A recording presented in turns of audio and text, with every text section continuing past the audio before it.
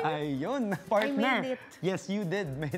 Pero ito, partner, dito sa unang hirit, lahat may boses. Ay, oo naman, partner. Lalo na kapag tungkol sa mga issue at mainit na usapin, lahat meron tayo at hindi magpapahuli dyan ang masa. Naku, na-miss ko to. Ready na ulit akong marinig ang Boses ng Masa! At usaping pera tayo today, ha?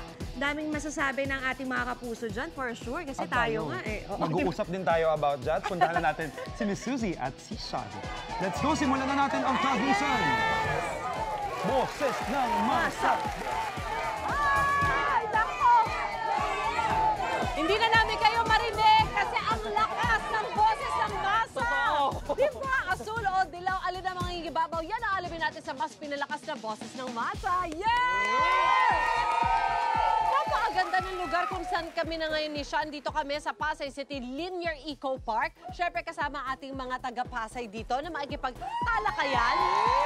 At bukod sa mga magdedebate ngayong umaga, aba Sean, may expert na tayo mga kasama ngayong umaga. Oo, siyempre para gabayan din tayo at bigyan ng dagdag kaalaman. Kasama po natin si Miss Gwen Salmorin. Woo! Siya ay isang life and finance coach, financial planner at content creator. Yan, hi Miss Gwen! Thank you for joining us today, Miss Gwen. Oh, pero parang excited na yung masa dito. Yes! Oh, magaling bang makipagtalastasan ng mga taga-barangay 143? Yes! Saktong-sakto, kasi bibigyan natin ng instant cash yan. Oh, yeah. Ay, parang nalungkot kayo doon sa instant cash. Bibigyan niya instant cash! Dapat doon sa kayo masaya! Alright, at syempre, ano ba ang pagdedebatihan natin ngayong umaga? Eto na nga, papakita po natin sa inyo. Magandang topic ito, Sean, ha? Sino ba ang dapat maghawak ng pera sa bahay? Si Mister o si Mrs.? No, controversial. Oh, grabe. Magkaiba na kaagad ng mga opinion, eh, no? At may mga rason niya mga yan kung ba't yun ang sagot nila at malalaman natin na ba, titingnan natin kung sino ang, kung ano ang papanigan ni Apple Cabigan. Siya ay from Team Yellow. Yeah! Apple! Ayun! Ayan, Apple. Alright, dito kami ni Apple. Hello, good morning. Sino, ano palagay mo? Ba, ano, si Mrs. ba o si Mister?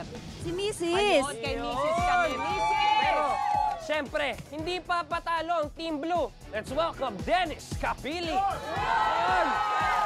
Oh, let's go, boys. Dito tayo. Ikaw, saan ka, boys? Mister o Mrs.? Mister! Mister dapat. naman. Oh, wait lang, pero bago kayo magbakbakan, ha, wait. May 2 rounds tayo today na 20 seconds each. Sa first round, may 20 seconds kayo each para ibigay yung initial points yun. Yun naman. Pero syempre, bibigyan natin ng pagkakataon na mag-rebut ang tawag nila. And this is going to happen sa second round. You will also have 20 seconds each. Yun. Okay, klaro ba yun? O, ready na? Ready. Ready na ba? Oo. At syempre, may chance pa rin yung mga kapuso natin na makauwi ng special prize, di ba? Mamaya, basta palaban din, di ba?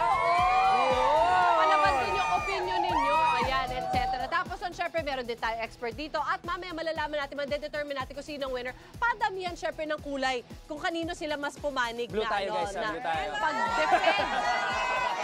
Ayun, parang ganyan, something like that. Okay? Ano, ready na ba? Ready? na natin? Okay. So, mag-start muna kami, Team Yellow. With yellow. Yellow team, okay, your timer starts now. Go!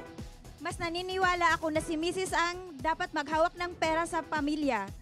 Kasi bilang isang ilaw ng tahanan, mas dapat siya yung nakakaalam ng budget dahil ang mga anak ay nag-aaral. So ako yung dapat naghahawak ng kanilang araw-araw na pangangailangan. 1. Yun. Okay. Good. Parang Good. nasa kanya Good nga ang initial budget. points. Kita mo naman mga julahas ni... Kaya nga eh. Nasa kanya nga talaga Siya nga yung ang may pera sa hawak. bahay. Confirm. Okay. Oh. Boys, papatalo ka ba? Siyempre, hindi. Okay, your timer starts now. In reality, lalaki po talaga ang tinatawag na breadwinner ng pamilya. Because pagka ang lalaki bago matulog, iniisip niya muna yung isang linggong pangkabuhayan. Dapat ang mga gagastos niya sa kanyang mga kinikita ay sapat lamang at hindi sasamahan ng mga bisyo o hindi kinakailangan sa loob ng bahay. Ang babae ay reporting lamang. Wow! Maganda yung naging panawagan ni Sir. Okay. Grabe. Oh, so far, saan kayo? Pakita nyo na. Nako, di pa rin clear sa kanila. Alright. Okay. Ang dami, parang very Halo pa conflicted rin. yung opinion eh. Oo, halo pa rin. Oh, Okay, okay. round 2 na agad tayo. Team Yellow, go ahead. Your timer starts now. Mas papanig pa rin ako sa misis. Dahil, hindi natin alam yung mga lalaki. Alam mo naman yung vision nila. Di ko alam, ate. Girls, pwede nilang pagtabihan yan ng budget. Paano naman kami? Kawawa naman kaming mga mag-ina, di ba? Sinecure. Kailangan May secure. paawa effect eh, no? Oh. Parang, okay. Sige, guilty na ako. O, Kuis, oras mo naman. Your timer starts now. So sa family planning, lalaki pa rin ang laging nasusunod. Alam niya kung magkano ang budget na dapat magastos at bago matulog ang mag-asawa, ang babae ay puro report lamang. Alam ng lalaki kung hanggang saan gagastos ang kinikita niya sa loob ng bahay. Grabe. Parang may laman tong mga ano eh, no? Mga problema sa bahay eh. No? Lumalabas yung mga personal na saloobin nila ng very, very light eh. Okay. Ako baka mag-away kayo ng mga asawa nyo. Okay. Alright, so ito alamin na natin kung sino ang nanalo. By way of yung kung sino mas maraming kulay kayong ipe-present. Either kayo ba ipapanig sa Team Yellow, kay Mrs. Dapat, ang budgeting, o sa Team Blue. Ayan ang aalamin natin sa pagbabalik mamaya ng Pambansang Morning Show kung saan laging una ka sa pagdedebate. Ito ang Ulang That's very cute. Ito naman, pag-usapang pera. Ako, marami talaga ang may opinion partner. Again, yes. Kaya nga yan ang magandang pag-usapan sa Level Up na Boses ng Masa! Narinig na ang opinion mo? Pwede ka pang magkaroon ng libo-libong sorpresa! Aba, ayos yan. Tuloy na natin ang mainit na talakayan. Balikan na natin si Miss Suzy at si Sean. Hi guys! Tuloy na natin ang... ano yung tawag doon? Kalaktakan? Ay, naku, hindi ko na naman kayo marinig. Ang gulo namin dito, ang ingay namin dahil syempre, mainit ang nararamdaman ng ating mga kapuso dito kung kanino sila papanig. Sa Team Yellow ba, represented by Miss Apple, na siya ay dapat ang babae daw ang may hawak ng pera. Team Blue naman, si Sir Dennis naman sabi, dapat ang lalaki ang may hawak ng pera. Kay Mr. daw. Yes. Pero para mas lalong maliwanagan ng ating mga kapuso dito, meron tayong expert dito na si Miss Gwen. So, Yes. natin si Miss Gwen, anong opinion niya dito? Yan, good morning mga kapuso. No? So ang ganda ng mga views ng ating mga bisita today, si Ma'am April, Apple, and then si Sir Dennis. So ito yung common context no, ng mga Filipino families. Ang lalaki nagtatrabaho sa labas, ang nanay ay nasa bahay. So yung view ni Ma'am Apple is that ang mga babae ay tinatawag na COO o Chief Operations Officer ng family. So dahil ganon, mas knowledgeable sila paano gastusin yung pera. On the other hand, si Sir Dennis naman, ang turing na sa mga mister ay mga CEO. Kaya CEO di ba may tayo. reporting na sinabi kanina. No? So dahil sila naman nagtatrabaho, mas na-appreciate naman nila paano kitain yung pera. So pare silang may point. No? Kung paano dapat sila naghahawak ng pera sa bahay. Ang ganda na pag-interpret ni Miss Gwen, di ba? CEO and Ang CEO. At Yes. parehong mahalaga ang kanilang Yes, mga pareho. roles. Pero parang mas naging mahirap pumili eh, no? Yeah, exactly. Oh, tanungin natin yung mga tao dito kayo. Asan ba kayo? Yellow or blue? Yellow or blue? Okay, ngayon magtatanong tayo ng ilan sa mga kapuso natin kung sino ang pipiliin nila. Nako, dito parang medyo malakas yung yellow, dito parang malakas yung blue. Kaya tanong natin.